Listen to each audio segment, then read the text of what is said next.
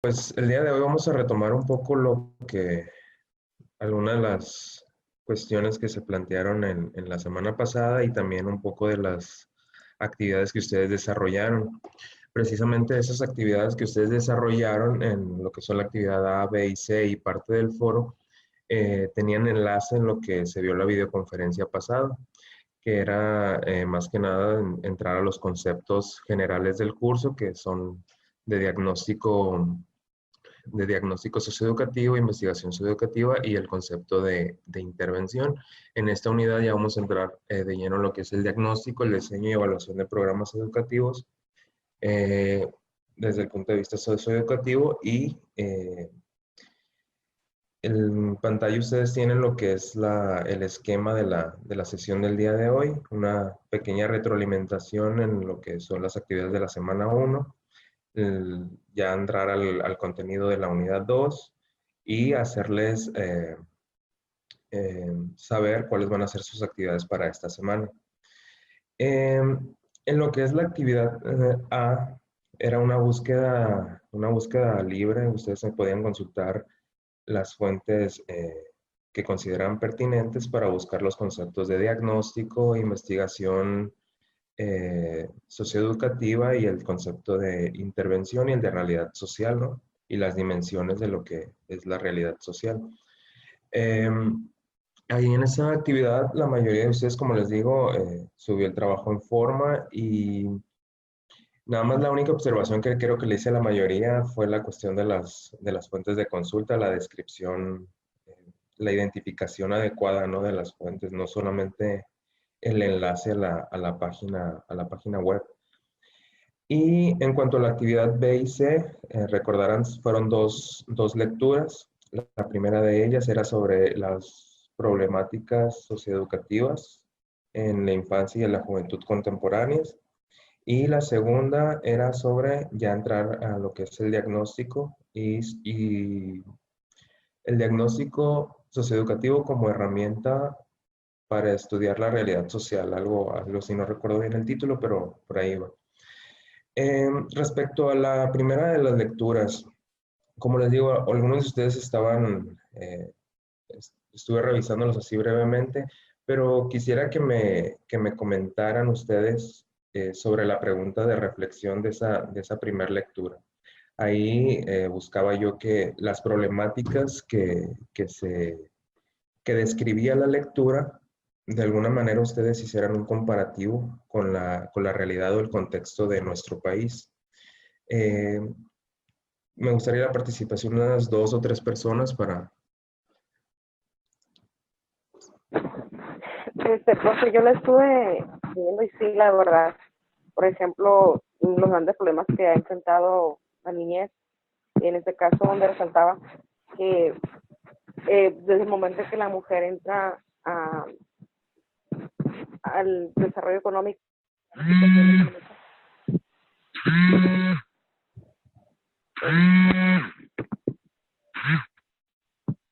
Creo que no la escuché, creo que se cortó ahí. sí, profe, se contó.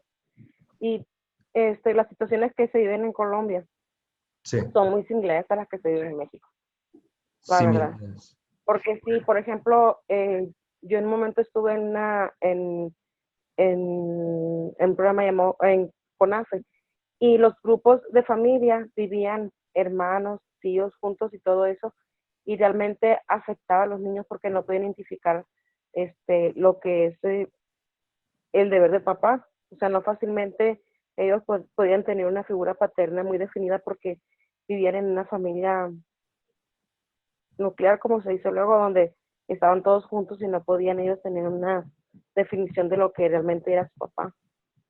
Igual con la mamá, muchos hermanos, muchos tíos, todos juntos, y era muy complicado para ellos. Así como también donde la mujer hoy en día se desempeña mucho profesionalmente, pero también sufre de acuerdo a los trabajos, considerándose buscar una mejor, como dice luego, sueldo o una mejor situación para a futuro tener una pensión o una vejez menos complicada. Pero pues también desde ese momento la mujer también desatiende un poco al niño y desafortunadamente ahí es donde se, se carece de la mamá un poco. Ok, excelente. Gracias, Adriana. ¿Alguien más? Sí, profe, complementando un poquito la participación de mi compañera Adriana, el hecho de que la mujer haya incurrido o haya entrado en el mundo de la economía, de los trabajos, ha influido que ha desatendido la educación de los hijos. Y esto se ha relegado, yo creo que desde hace mucho tiempo y en la actualidad, que ha recaído toda esa responsabilidad en los docentes. Siendo que no es así, porque los principales valores se inculcan en el hogar y eso se ha relegado a las escuelas. Es por eso que hay tantos problemas ahorita en cuestión de educación. Sí ha logrado la mujer superarse, pero sí ha descuidado el rol familiar.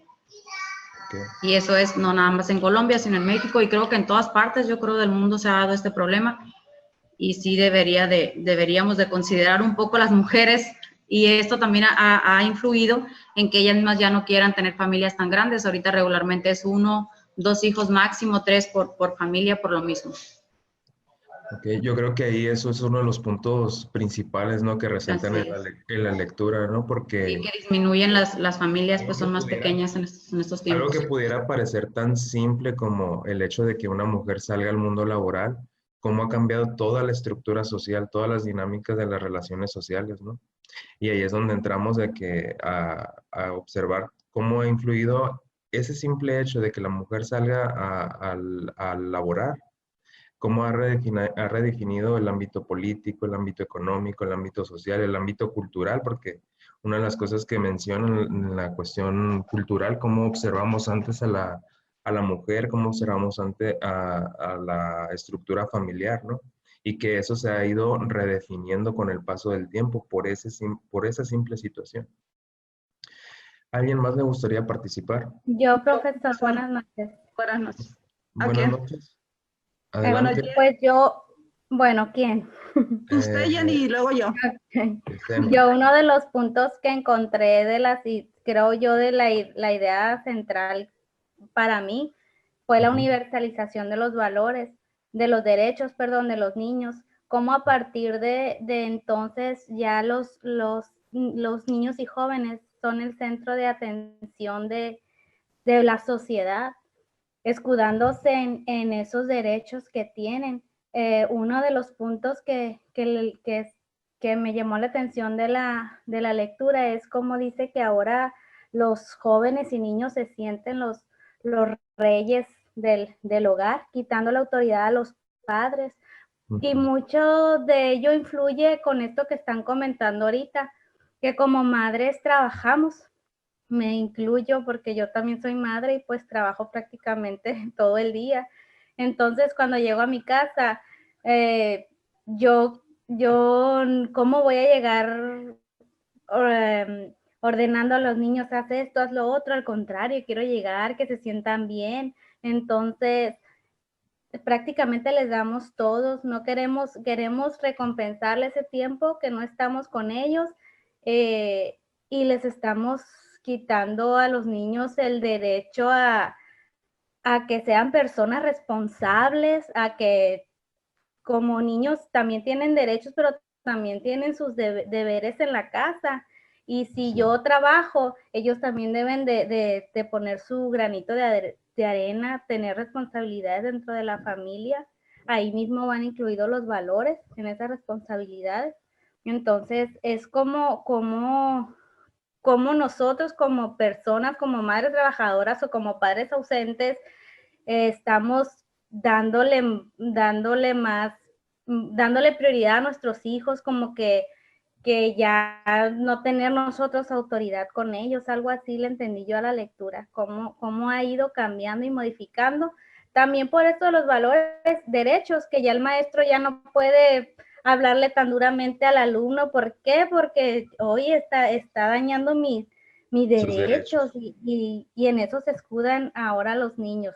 Que antes nos pegaban con la regla y ahora no, pues ni cuándo pensarlo porque hasta la cárcel te mandan. Entonces, es algo así que es una de las ideas que yo siento de la lectura. Ok, excelente. Ah, Sí, de hecho, la introducción, ¿no?, de ese concepto de los derechos humanos también cómo ha redefinido la estructura y los estilos de tanto de enseñanza como el estilo de crianza, ¿no?, al interior del hogar, porque como mencionan, ponemos a los niños en un lugar privilegiado, ¿no? Y tratamos de restarles ciertas responsabilidades para no generar o afectar su esfera de derechos, ¿no? ¿Alguien más le gustaría participar? yo, profe, quedé pendiente. Adelante. Yo creo que Rocío.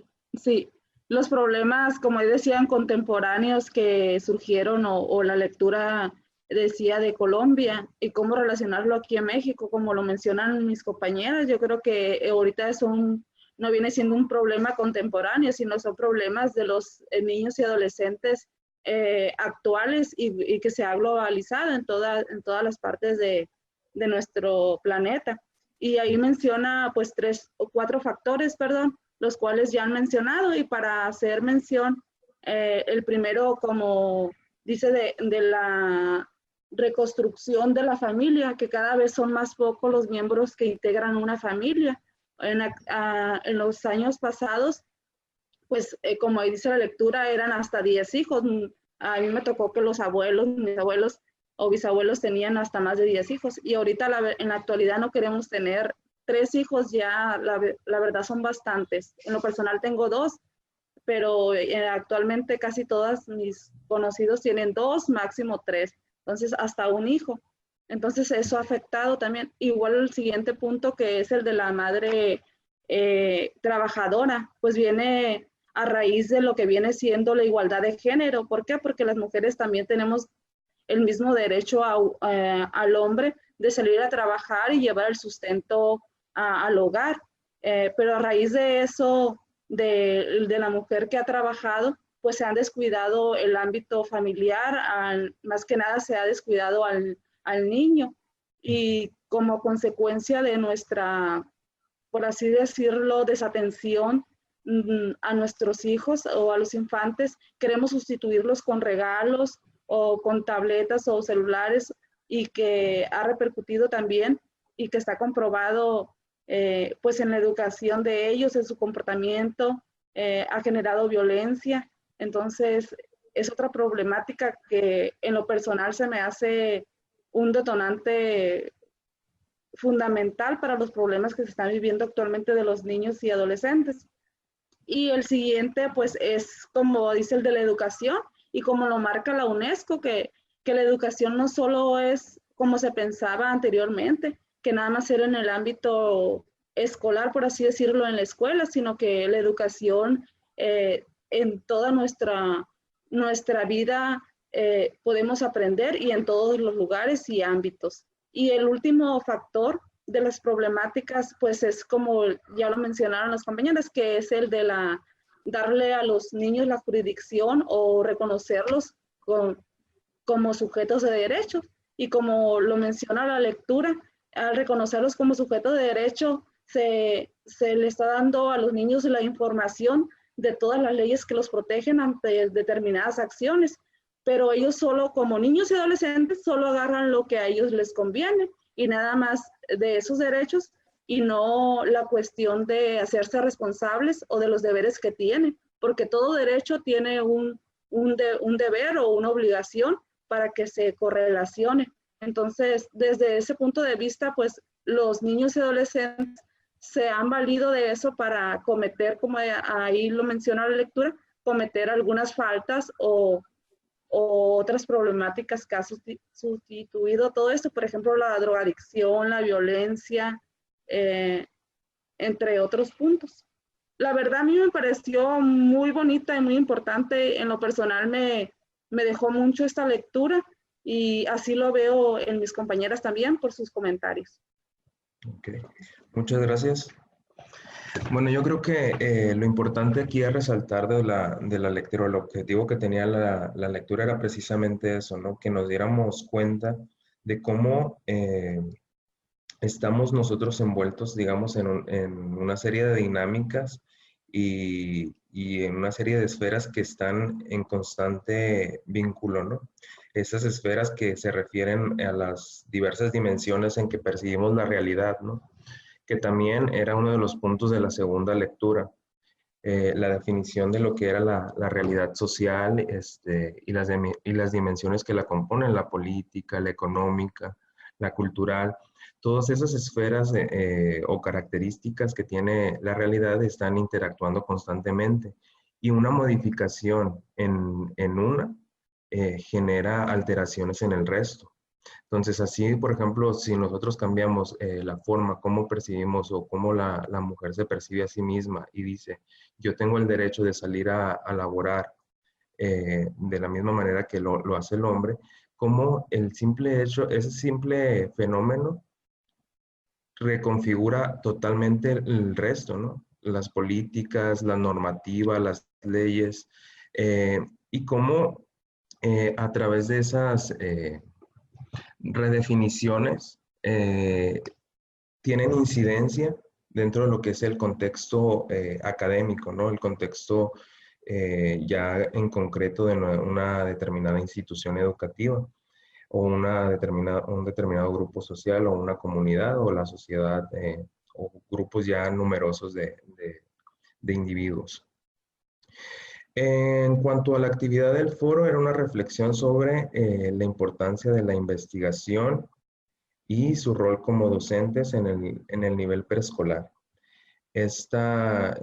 No he entrado a revisar el foro, la verdad, honestamente, pero si alguien, una participación antes de entrar a lo que es el contenido de la segunda unidad. Yo, maestro, Jenny. Alguien que sintetizara, Jenny. Jenny. Ok, adelante. Sobre la reflexión del foro. ¿Podría repetirme la pregunta, por favor? Sobre la importancia de la investigación en el rol como docentes en el nivel preescolar. Ah, ok. Es muy importante, maestro, porque hay que tener ojo de águila, más en esa etapa, que los niños todavía no se expresan, pues ya sería como un niño de primaria. Uno tiene que estar muy alerta, porque ahí en esa etapa es cuando ellos se están formando sus caracteres, sus habilidades, sus aptitudes y todo, y aparte que estamos reforzando lo que ya traen de casa. Nosotros, como comentamos ahorita, bueno, comentaban las compañeras, el maestro está como para complementar y reforzar lo que se viene de casa, la educación que reciben en casa. Nosotros no estamos para educarlos, más reforzar esa parte. Y la investigación aquí es muy importante por ese motivo de que ellos pues están aprendiendo, también estamos aprendiendo de ellos, y es una etapa delicada.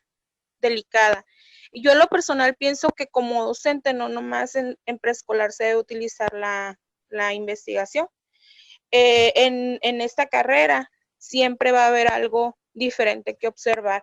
Voy a comentar así rapidito.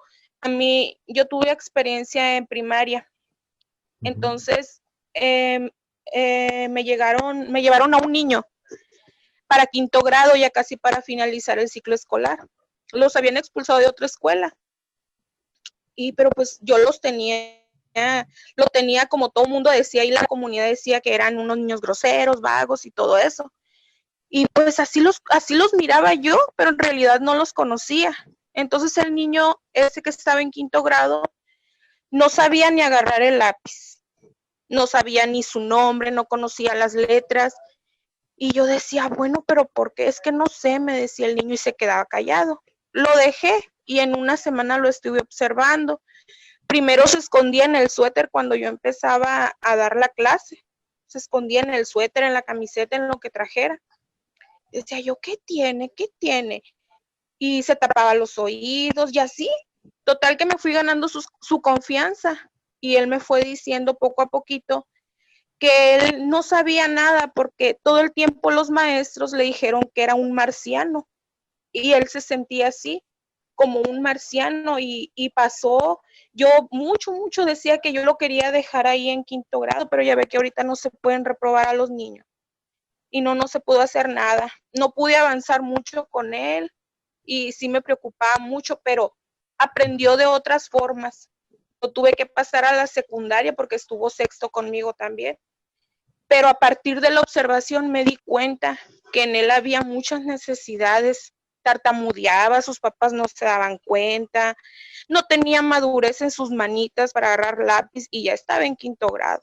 Por eso digo que siempre, tanto como como docentes, también con nuestros hijos nos podemos dar cuenta de esas necesidades educativas especiales que traen los niños y de lo que no también, porque a veces traen actitudes sobresalientes y también eso es una necesidad educativa especial. Así es.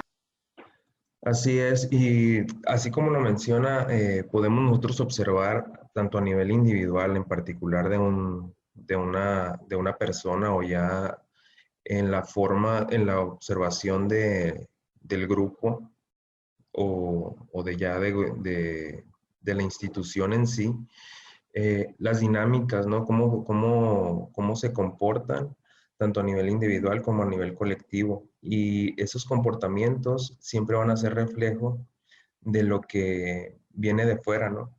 Porque debemos entender una institución educativa como al lugar al que concurren personas que tienen un sistema de creencias diferente, un sistema cultural diferente, que provienen de estratos sociales o económicos diferentes. Entonces, el comportamiento que ellos establezcan en ese contexto es el reflejo de dónde vienen, ¿no? Y esas interacciones que se den al interior de la dinámica dentro del ámbito escolar van a reflejar lo que es la sociedad o la comunidad en la que se encuentran. Y muchas veces podemos detectar así problemáticas como la que le señala la compañera, o bien problemas de conducta, problemas de violencia incluso, y que son reflejo, ¿no? de las dinámicas ya a nivel social, a una escala superior. Por ejemplo, ahorita me vino a la mente, ya que ven que pasó la situación en la ciudad de Culiacán, no sé si vieron que había unas fotografías circulando de unos niños vestidos pues, que criminales. Entonces, ¿cómo es que influye, no? Porque, vaya, se establece como una nueva cultura, ¿no? Que idolatra ese tipo de conductas. Entonces, esas conductas que se observan en la sociedad vienen y recaen ¿a quién? Al menor. Y bien, en la construcción, digamos, de su personalidad, de su pensamiento, en esas primeras etapas hay que tener mucho cuidado, ¿no?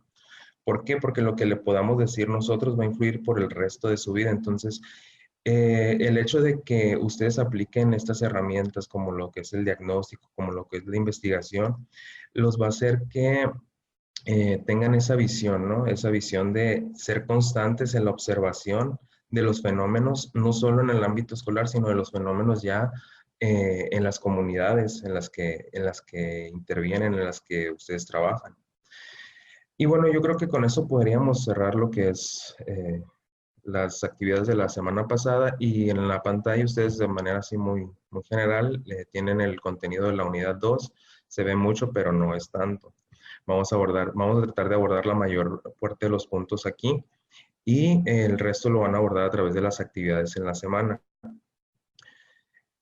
Retomando un poco el concepto de diagnóstico socioeducativo, decíamos de manera muy general que era un proceso a través del cual nosotros podríamos detectar las características del contexto, las dinámicas de interacción entre las personas que lo componen, y además la detección de diversos problemas o situaciones que podrían decir presentan, digamos, efectos negativos sobre el contexto al que estamos el que estamos analizando y que nosotros buscamos modificar esa realidad a través de los procesos de intervención.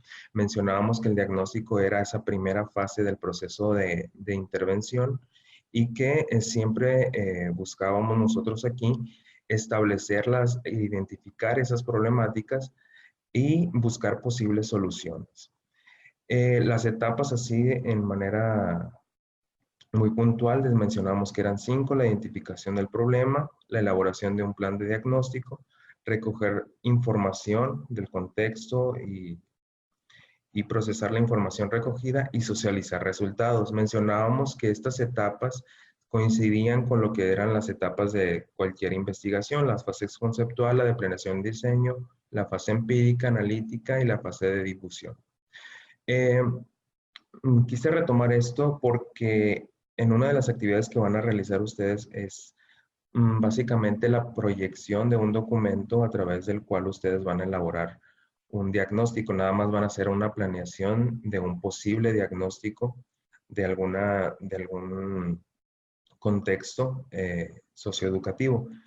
Esas herramientas, bueno, se van a retomar las herramientas de las materias de metodología, cómo construir un proyecto de investigación. Ya saben que primero se tiene que formular el problema, identificar objetivos, preguntas, etcétera, ¿no?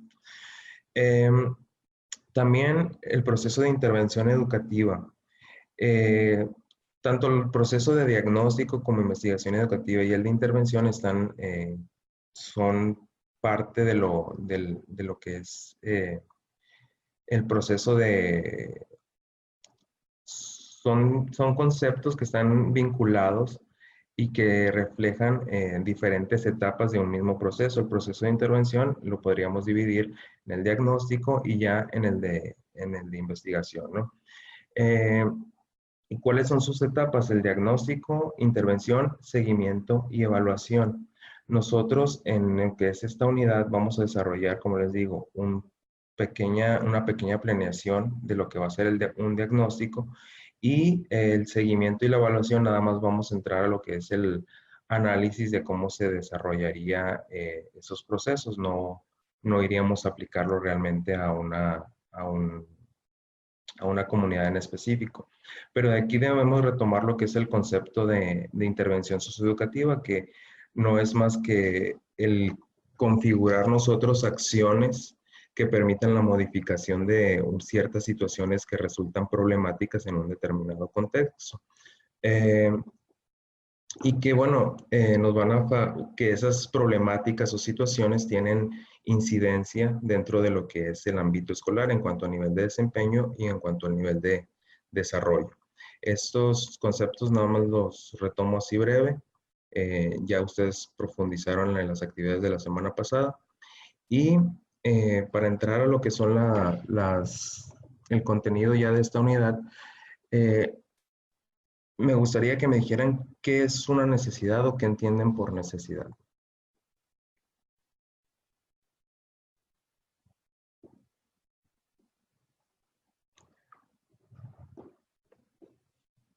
¿Alguien? Es como la carencia de algo, la carencia, pues, no sé, de conocimiento, por decir así. ¿Quién habló? María de Jesús. María de Jesús. ¿Qué tal? Una carencia. ¿Qué más?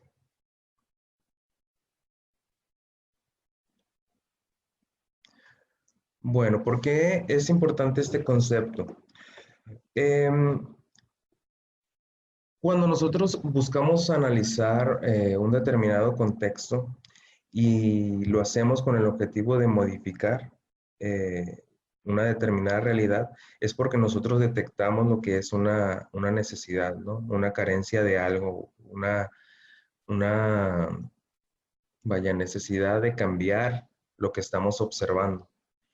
Entonces, la necesidad en sí podemos definirla como esa carencia o una discrepancia entre lo que nosotros consideramos como una situación idónea y la situación actual. Y esas discrepancias, ¿de qué van a derivar? De lo que nosotros podemos llegar a considerar como socialmente o económicamente lo idóneo o políticamente lo correcto, ¿no? Y cómo podemos nosotros observar que si nosotros volteamos a ver la realidad, observamos que lo que debería ser correcto, eso en la realidad o en el contexto no existe. ¿Se entiende la idea? Bueno.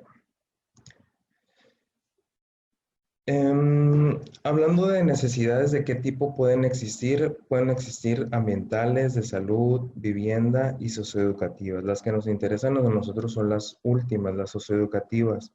¿Cómo podríamos definirlas o partiendo de qué son este tipo de necesidades? Si tenemos en cuenta que las necesidades es una carencia de algo o una discrepancia entre una realidad idónea y la que es en realidad, la que es en concreto, la que observamos, ¿cómo podríamos definir una necesidad de carácter socioeducativo? Profe, ¿podría ser con las problemáticas que se presentan en el ámbito de la educación? Dependiendo del problema o de las problemáticas, de ahí viene la necesidad. No sé. Digo yo, pues, haz de cuenta que tengo la problemática de niños con mala conducta, por ejemplo.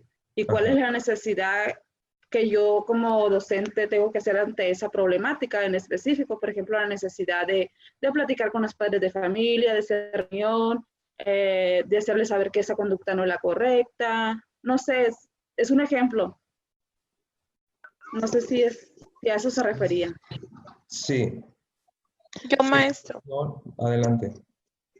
Una necesidad socioeducativa es aquella que afecta al proceso de aprendizaje de los niños en su entorno social.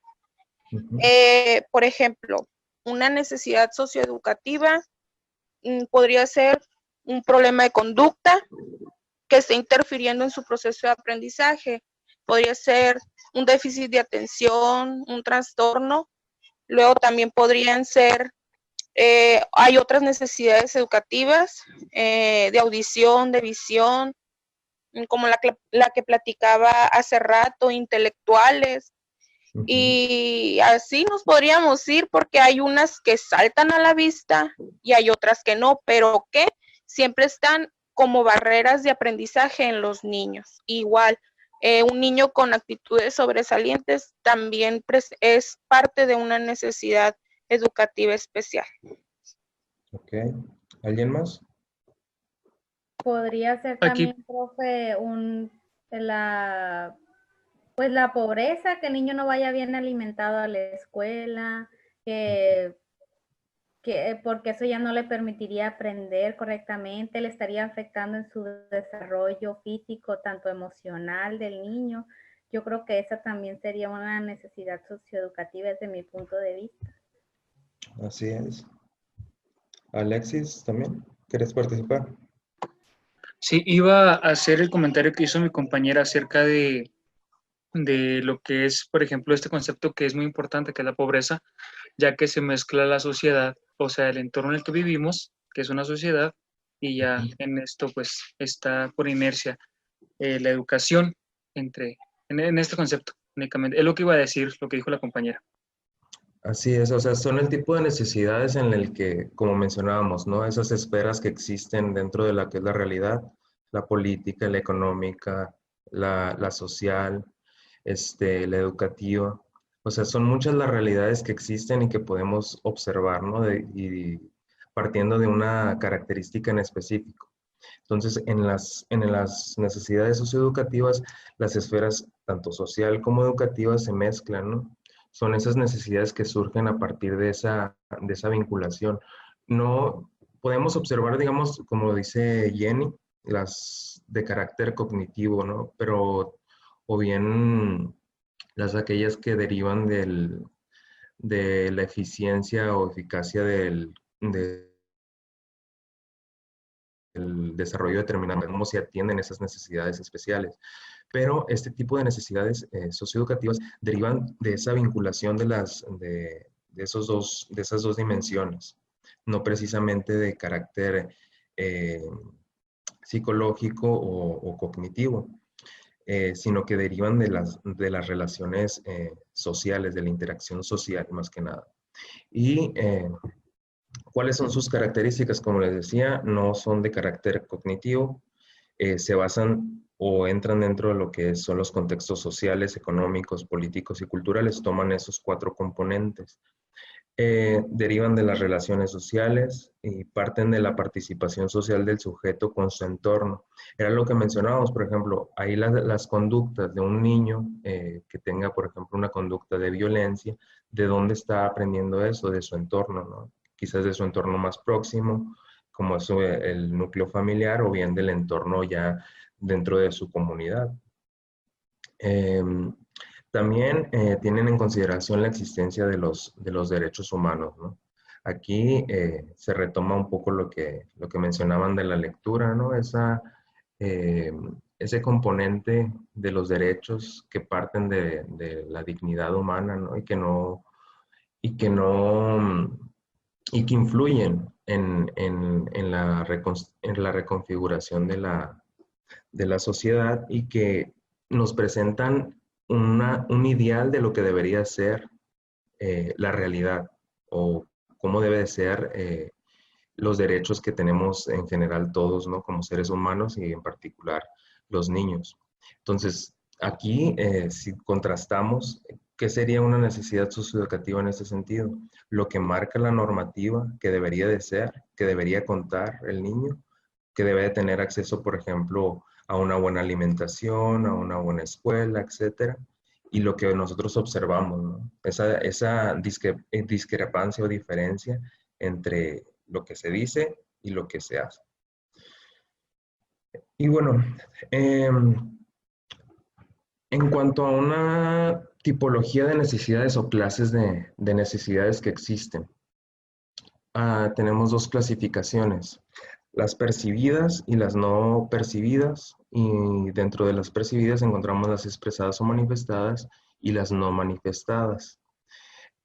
¿A qué nos referimos con la tipología de necesidades? De la clase de necesidades que nosotros podemos detectar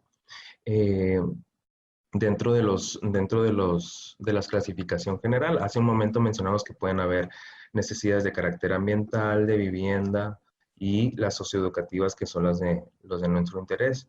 Entonces, cuando nosotros buscamos establecer el tipo de necesidad, vamos a partir de si estas son detectadas o no detectadas por un determinado contexto. Las percibidas serían aquellas que dentro de un contexto social, el grupo o la comunidad que se está analizando las percibe y las identifica plenamente. Hay 2 categorías dentro de este concepto, que son las expresadas, las que la comunidad en sí manifiesta que existen, y aquellas que no identifica plenamente, que sabe que algo no está funcionando en el contexto, pero no lo manifiesta. ¿Por qué? Porque no sabe o no detecta realmente las características del fenómeno en sí, pero se observa que algo no está funcionando adecuadamente. En el caso de las no percibidas, son aquellas donde el contexto, el grupo social no tiene idea de que existe una problemática, pero efectivamente existe, o se pueden dar, digamos, ciertas señales de que existe. Puede que algunos miembros solamente detecten esas necesidades, y el resto, para el resto, pasen totalmente desapercibidas. Hay otra segunda clasificación, las percibidas también, pero desde el punto de vista, como mencionábamos, de la comunidad, las expresadas, pero esta clasificación, al mencionar una necesidad expresada, se refiere a que son expresadas pero por instituciones. Ellas nos van a decir que existe esa diferencia entre lo que debería de ser o lo que es. Y las normativas, las que derivan del análisis entre lo que es y lo que dicta la normativa a nivel ya sea municipal, estatal, federal o internacional. Y las relativas es cuando hacemos una comparación entre dos contextos similares o que comparten similitudes, pero que están, digamos, separados. Por ejemplo, aquí cuando comparamos a México con Colombia, son dos contextos totalmente distintos y podemos percibir nosotros necesidades o ideales dentro de esos dos contextos, ¿no? ¿Más o menos se entiende la idea o hay alguna duda? Está claro, profe. Ok. ¿Por qué quise retomar esta clasificaciones? Porque en el documento que ustedes van a elaborar, tienen que hacer una reflexión sobre ese tipo de necesidades, ¿no? ¿Qué es qué es lo ideal que debería de ser en un determinado contexto y qué es lo que están observando ustedes en su realidad? En cuanto a las características de un análisis de necesidades, ¿me podría ayudar? ¿Quién no ha participado? Bien. Lili. Creo que no está. Joana. Mande, profesor. ¿Podría ayudarme con las características de un análisis de necesidades? Sí. Se trata de un estudio sistemático en el inicio para identificar y comprender el problema. Es un análisis de discrepancias entre donde se está actualmente y donde se debería de estar. Utiliza datos representativos de la realidad y de las personas implicadas. Es un proceso provisional, nunca definitivo y completo. Las discrepancias se identifican en términos de resultados, no de procesos. Proporciona datos importantes para la generación de soluciones y toma de decisiones. Ok. Como recordarán en la lectura, existen muchos tipos de diagnóstico o modelos de diagnóstico. Puede haber un diagnóstico comunitario, un diagnóstico educativo, un diagnóstico social. En cuanto al diagnóstico que nosotros vamos a tratar de establecer, es un diagnóstico que parte del análisis de necesidades, ¿no? Por eso se retoma lo que es el concepto de necesidad y se van a identificar lo que son las fases que va a componer ese proceso de diagnóstico. Hace un momento decíamos que la primera fase es la identificación es la identificación del problema, búsqueda de información, análisis y demás. Ahora vamos a ver lo que son las fases del diagnóstico socioeducativo. O sea, distingamos lo que son las etapas y las fases. Las etapas nos vamos a referir así de manera muy general, las que nos van a marcar el proceso similar al proceso de investigación, ¿no? En la que vamos a formular objetivos, preguntas, dudas, vamos a recopilar información e interpretarla, pero también esas etapas se configuran o equivalen a las fases del proceso, que son preevaluativa, evaluativa y postevaluativa.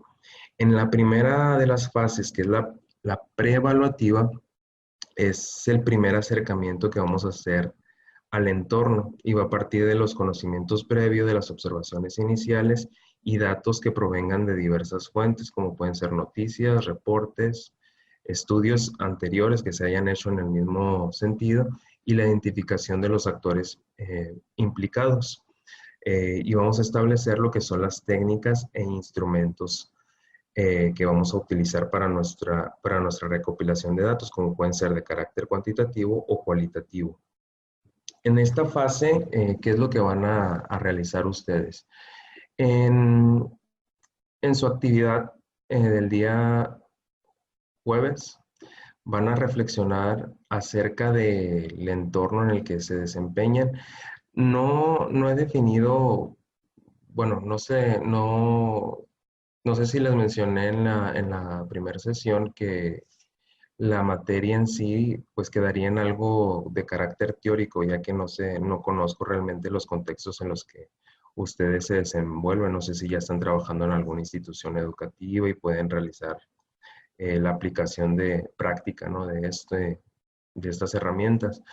Pero aunque quedaran en un nivel teórico, yo creo que pueden ustedes identificar esas problemáticas en una forma inicial, en una forma descriptiva o exploratoria.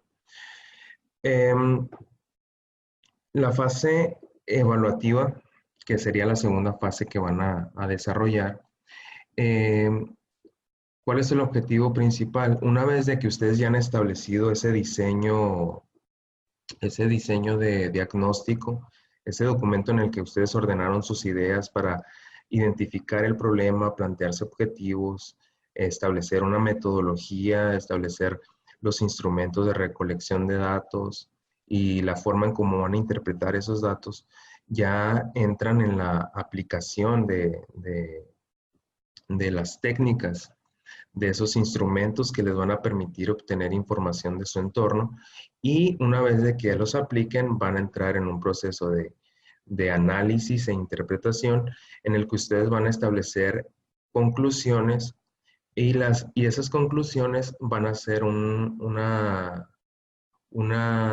sistematización en la que van a establecer si las características de su entorno presenta o no cierto tipo de necesidades que vamos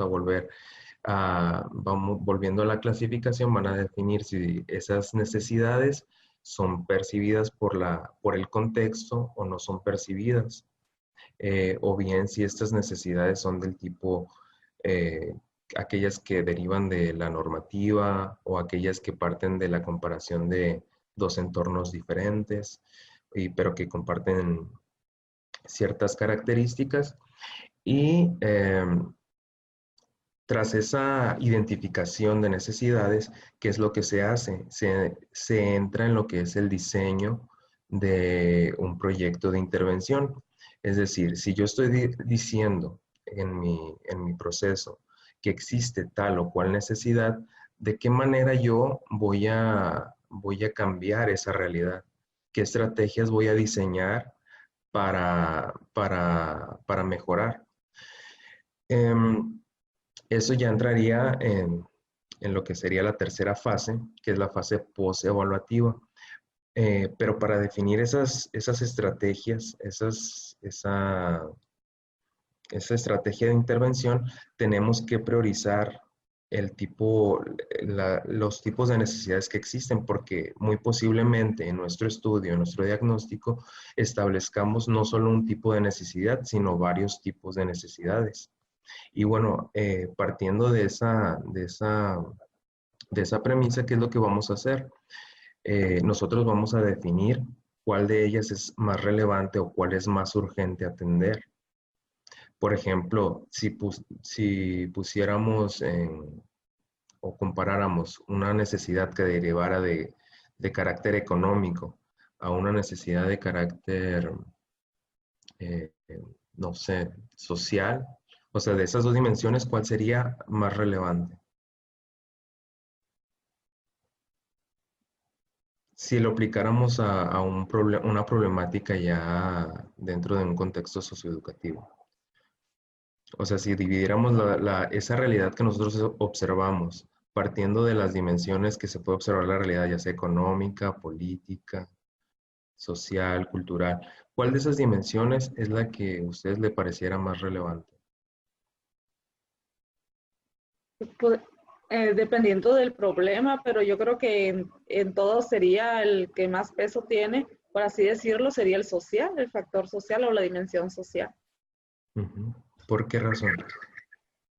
Porque el factor social o la dimensión social emerge en el problema o la problemática del contexto, de las personas que nos rodean en la familia, de la comunidad, el cómo ellos se comportan.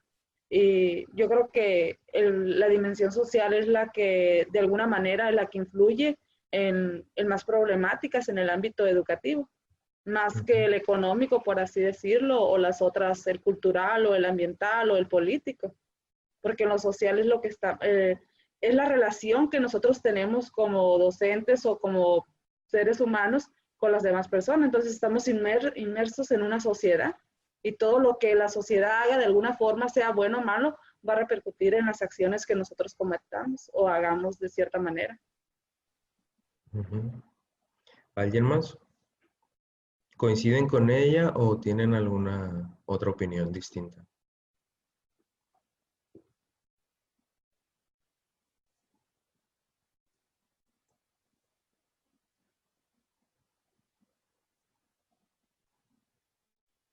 ¿Voluntarios?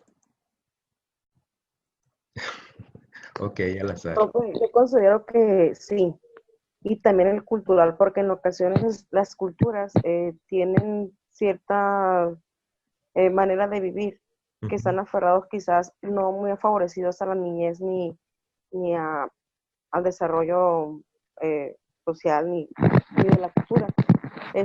Puede que tengan cierto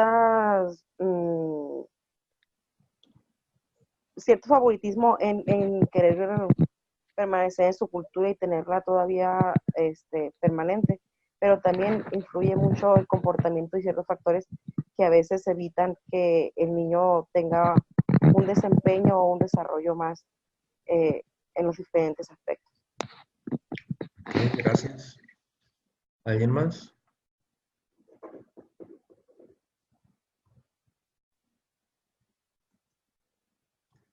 Bueno, ya tenemos a alguien que dice que tiene más peso lo social, otro el cultural. ¿Alguien considera que el económico puede tener mayor peso?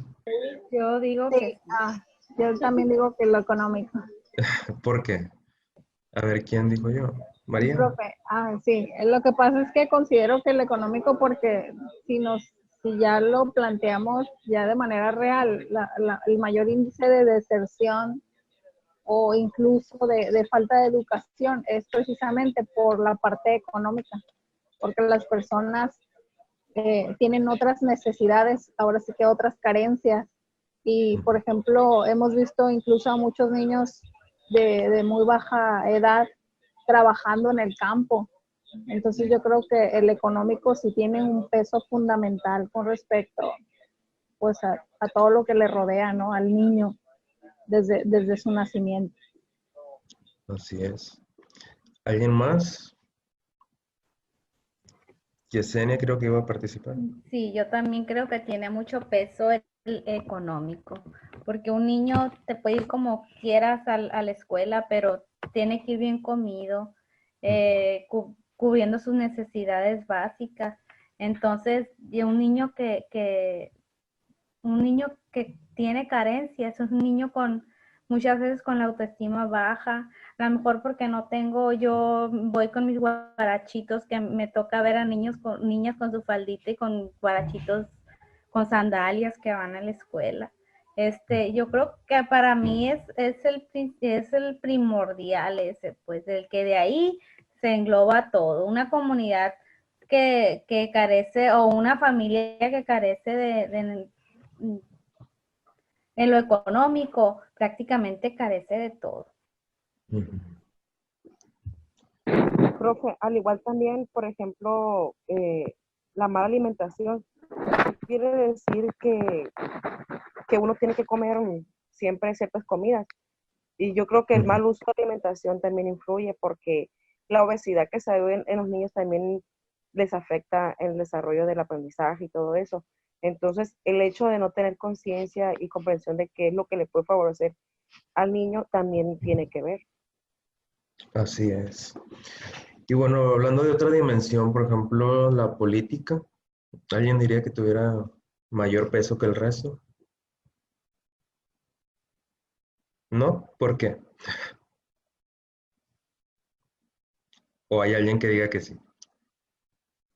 Pues tiene en parte que ver, como por ejemplo ahorita la problemática que se está viviendo con las escuelas de tiempo completo, que por cuestiones políticas, por cuestiones administrativas, económicas ahí de los ayuntamientos o del Estado, pues no se ponen de acuerdo en si van a seguir con las escuelas de tiempo completo o no, por cuestiones de financiamiento, vaya, y eso ya son cuestiones políticas, pues ya entramos un poquito a la política. Yo creo que sí afecta bastante, considero.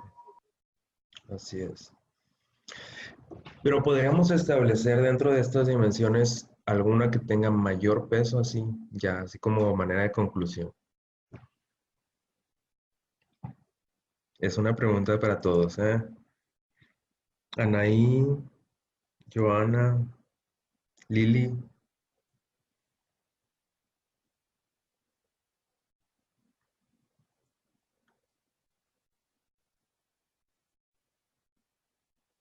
¿Qué Yo dicen? voto por la económica. Económico. Bueno, yo creo que así,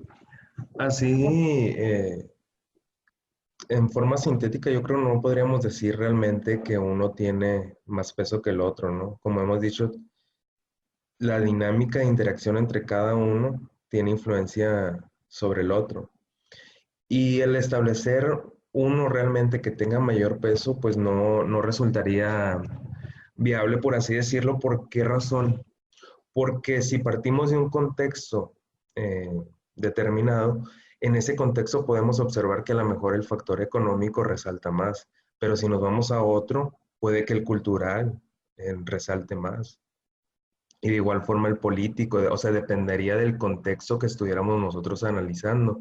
Y ese es el objetivo principal, ¿no? De la herramienta del diagnóstico, que ustedes detecten esas características del contexto y que en base a esas características definan qué necesidades son las prioritarias, cuáles son las relevantes y cuáles son aquellas que urge atender en primer lugar. O sea, es decir, si nuestra necesidad parte del factor económico, ¿qué estrategia voy a diseñar yo para subsanar esa problemática que yo estoy observando? Si parte de un fenómeno cultural, de un fenómeno social, ¿qué estrategia voy a diseñar yo para modificar esa realidad? Entonces, una vez de que ustedes terminen esas 3 fases, van a hacer reajustes metodológicos, redefinir los recursos y redefinir las personas que están involucradas en el proceso de diagnóstico para ustedes empezar a plantear esas nuevas realidades a través de un proyecto de intervención. En el ejercicio que van a hacer, nada más digamos que llegaríamos a lo que es la fase preevaluativa, es la construcción de un documento en el que ustedes ordenen esas ideas, esos datos del contexto y que den señal de que van a realizar la aplicación de un instrumento o van a aplicar alguna técnica especial para recolectar información del contexto. En la plataforma se les va a dejar las indicaciones, las actividades ahorita todavía no aparecen, si ya entraron a checar, pero a partir de mañana les van a aparecer. De hecho, la unidad no aparece todavía, profe. No, la unidad. Bueno, al menos ahorita no aparece todavía. No se las he puesto, pero ahorita voy a entrar y se las voy a poner. Finalmente, esto yo creo que ya no nos daría tiempo para entrar, que serían las fases del diseño de intervención, que ya sería lo posterior a la construcción del documento, pero más o menos tienen la misma estructura, que es que parte de un estudio del contexto, la definición de los objetivos, la selección de contenidos, un apartado de metodología y la definición de los recursos para utilizar y cómo va a ser el proceso de evaluación. Pero en este caso sería respecto al diagnóstico, no del proyecto de intervención en sí mismo. En cuanto a las actividades de la semana, igual van a ser 2 lecturas, una para el día martes y otra para el día miércoles. Y el jueves van a elaborar su plan de diagnóstico. Esta actividad tiene las fechas ahí definidas, pero en el caso de la última no busco yo que me la suban ese mismo día. Tienen hasta el día domingo o lunes para subirla, ya que posiblemente les lleve más tiempo estructurarla, pero yo creo que se les va a facilitar mucho porque ya tienen experiencia en la construcción de proyectos de investigación, ¿no? ¿Más o menos? Más o menos, profe. Ok. De todas maneras, ahí se les va a poner todas las indicaciones y ya con eso cerraríamos. Bueno, con el foro del día viernes. A mí en lo personal me gustan los foros porque pues me gusta que interactúen entre ustedes y aparte dan muy buenas ideas ahí en las participaciones. Y pues yo creo que con eso cerraría con ustedes de la sesión del día de hoy. La próxima semana vamos a ver ya lo que es, cómo se diseñaría el proyecto de intervención o qué elementos debe de contener. Ahora les digo, vimos lo que es el diagnóstico, que es la primera etapa de ese proceso, y ya la tercera semana sería la construcción de un proyecto de intervención en base al diagnóstico que ustedes vayan a elaborar.